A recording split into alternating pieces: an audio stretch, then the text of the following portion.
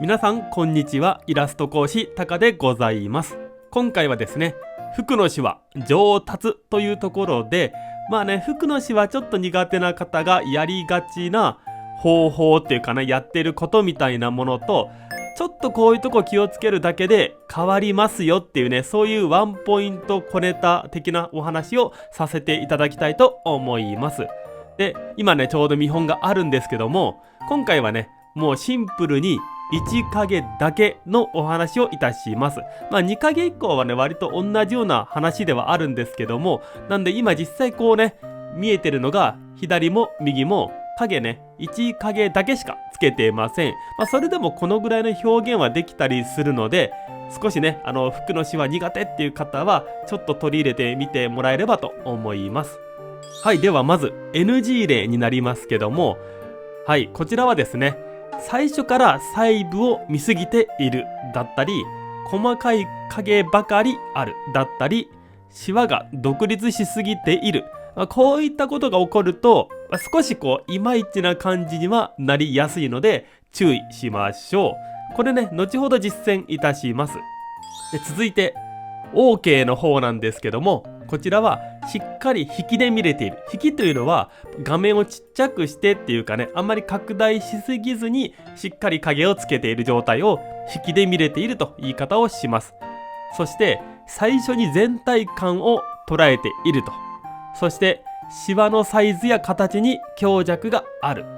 最後にシワの独立が少ない。こういったところができているとだいぶね見栄えの違ったいい感じのシワが描けたりします。というところでね、最後に描き方の比較というところで、まずそうですね、左側なんですけども NG から参りましょうかね。まずね、全体を見ていないと、初めから細かいとこ見ててシワばっかり気にしてるっていうのはどういうことかというと、まずこういうベース塗りがあって、そこから影を塗りますという時に拡大しちゃってると。で、線画でしっかりねシワかけてるのはいいんですけども、その線画のシワをねつい見すぎちゃう。なんならもうこんな感じになってて、このシワのところを頑張って塗っちゃう。こういう風にこれがね全体を見れていないと、細かいとこばかり見ているという状態になってます。こういった感じでするとついつい線画のシワのところばかり追っかけて描いてしまうと。その結果ちっちゃいシワが大量生産されちゃうと。やっぱり絵の基本っていうのは常に強弱っていうのがあります。大きいものだったりちっちゃいものだったりとか、形もいろんな形のものができるというのがあるんですけども、拡大するとなんか似たり寄ったりの大きさでなんか似たような形の影ばっかりできちゃうと。で、またこの影がねスタートの滑り出しがちっちゃくてなんか細かくなってるんで、例えばこういうとこがなんかスカスカで嫌だなという時、情報をもうちょっと入れたいなという時に、またここになんか無造作に流れもあまり感じないような独立したシワ、もちろんね絶対ダメというわけではないんですけども、あんまりたくさん出てくると違和感になりやすいと。なんかこういう風にこういうとこもシワ描いたりして、なんかこういう風になんかシワを無理やり付け足しちゃって、それで情報をなんとかたくさん入れようと。そうするとね、冒頭見せたようなこういった感じの積み重ねみたいになってくると。これがねいまいちなね出来になりがちなんですよね。というところで OK の方がどういうやり方をしているかっていうのを見てまいりましょう。まずね全体をしっかり見ている状態、もうこの状態で塗り始めます。なんならもうちょっと画面をちっちゃくしてもいいかなというところで、ペンは大きくするんですけども、光源がね左側から来てそうなんで、まず大きく影つけます。で、影のつけ方は基本形態っていうかね、光源とその面の話、これは過去の動画でもね触れてると思うんですけども、そんな感じで大きくつけていけばいいんですよね。まずここのステップができてるかどうかというところになります。で、どういう付け方するかっていうとですね、大きくつけて、裏地とかも暗くしちゃっていいんですけども、あとはですねシワとかももちろんちょっと描きたいなという時に雑でいいです。初めラフなので大きく影入るよだったりとか、胸とかもそうですね、こことかこんな感じで暗くなるかなと思って入れたりするんですけども、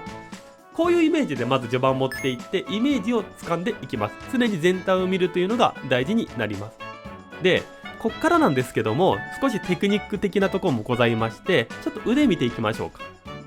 全体の陰影光源のイメージというのを大体つけて、こっからねシワの複雑な形つけていくんですけども、ここからねこうシワがあると思うんですよね。線画があって、その線画の流れに沿って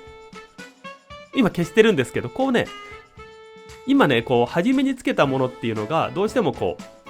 シンプルに円柱状というかね、大きな面だけ捉えてるんで面白くない、こういうラインで影が入ってるだけなんですけども、それをね描いた後に線画のシワと流れを見ながらこうやって描いたりね削ったりするんですよね。ディティールもこんな感じで、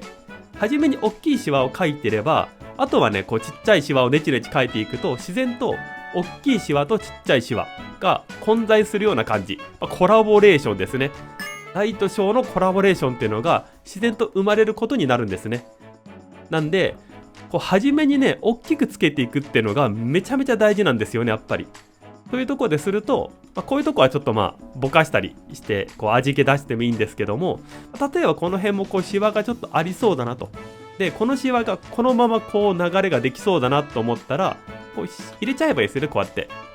こういう感じでシワがちょっと入るなって判断したら、後からこうね削ったりしてすれば複雑な形、さっきみたいな単調な形だけじゃなくて、こういろんな複雑な形のシワができるというのがわかると思います。細かったり太かったり、形も三角形っぽいものだけじゃなくて、こうガタついたものとかね、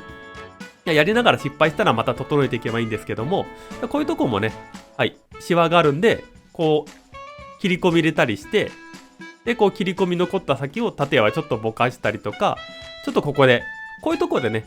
初めさっきも言った通り大きく影をつけてることで、ここに細かい影を入れてすると大小のまた混在したような影が出来上がってバランスがとても良くなるという感じですね。こう自信持って細かい影を入れていくことが可能になると。そういうところでね、初めにこう大きくシンプルに面っていうか立体に沿って影入れて、その後にねこう線画を見ながら細かい影を入れていくと、それだけでねいい感じのシワがこうできていっちゃうんですよね。こういうとこもこうなんで、この感覚つかめればシワって実はめちゃめちゃ簡単なんですね。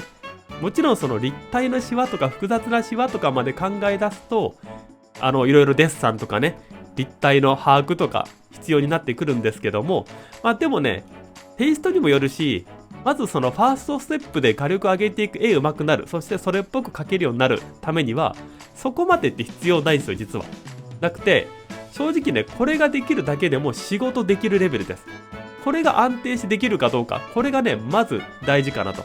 これさえできればもう全然仕事で絵描けるレベルの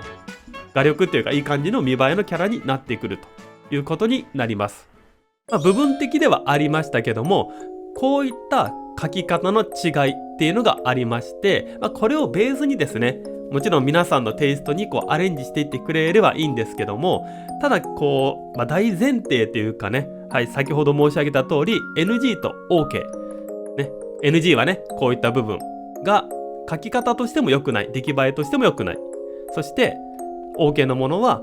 こういった捉え方ができていれば大体いい感じになりやすいですよと。その上で各々のテイストというのがございますということでですね、今回は服の詩は上達ということで1影だけで今回はやってます。おまけでですね、実はちょっとグラデーション入れてるんですけども、ちょっと OK の方で見ていきましょうか。 NG もね OK も両方やってるんですけども、最後にこう左斜め上光源なのでこんな感じでちょっとだけグラデーション入れてます。とするとね、こんな感じで1影だけでも全然見栄えが変わってくるので、ぜひねこう服の詩は苦手っていう方のファーストステップ、まず何をすればいいかっていうところで、難しくあんまり考えずにこういうシンプルな手順とか捉え方をまずは取り入れていく、そこから始めてみてはいかがでしょうか。ということで今回この辺りで終わっていきたいと思います。ご視聴いただきありがとうございました。